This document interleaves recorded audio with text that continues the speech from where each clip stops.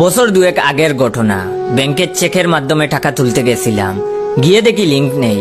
অনেকেই তীর্থের কাকের মতো বসে বসে অপেক্ষা করছে কখন লিংক বাবাজি আসবেন। একজন তো বলেই ফেললো, লিংক বাবুর কি কোনো আক্কেল জ্ঞান নাই? এত লোককে অপেক্ষা করানোর মানেটা কি? চেকটা হাতে নিয়েই দাঁড়িয়ে আছি। এমন সময় পাশ থেকে আমাকে একজন ফিস করে বললেন, দাদা আমার চেকটা একটু লিখে দেবেন। আসলে লেদকুর পাবলিক আমি, হাতের লেখাও ডাক্তারের মতো।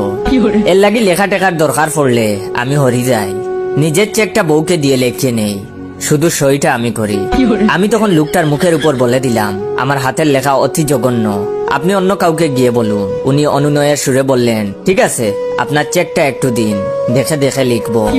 আমি লোকটার এমন আবদার শুনে আশ্চর্য হয়ে গেলাম আর বললাম, সে কি দেখে লিখবেন? আমার চেকে লেখার টাকার অ্যামাউন্ট আর আপনার অ্যামাউন্ট এক হবে নাকি? এবার ভদ্রলোক বললেন, আসলে কোন জায়গায় কি লিখতে হবে সেটা ঠিক বুঝতে পারছি না, এই প্রথম চেক পেলাম। আমি তখন বললাম, ও আচ্ছা বুঝেছি।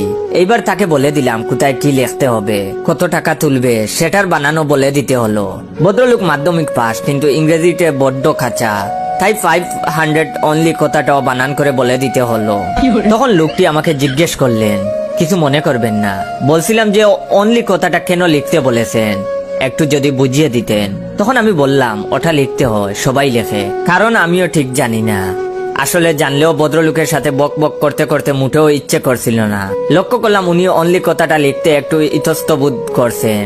আমি রাগের মাথায় ফট করে আমার চেকটা উনার মুখের সামনে ধরে বললাম, এই যে দেখুন 25,000 অনলি। এবার বিশ্বাস হলো তো?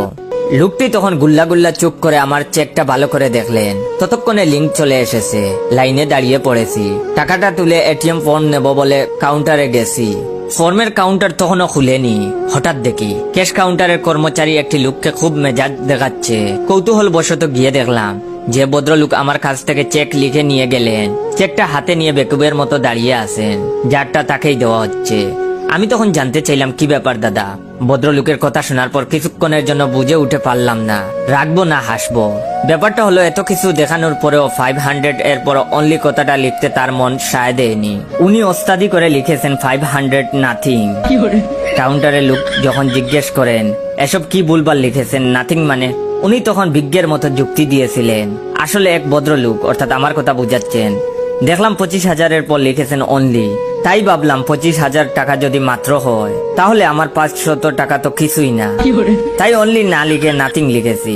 আর একটা কথা বলা হয়নি, নাথিং কথাটা তিনি বাংলায় নাথিং লিখেছিলেন।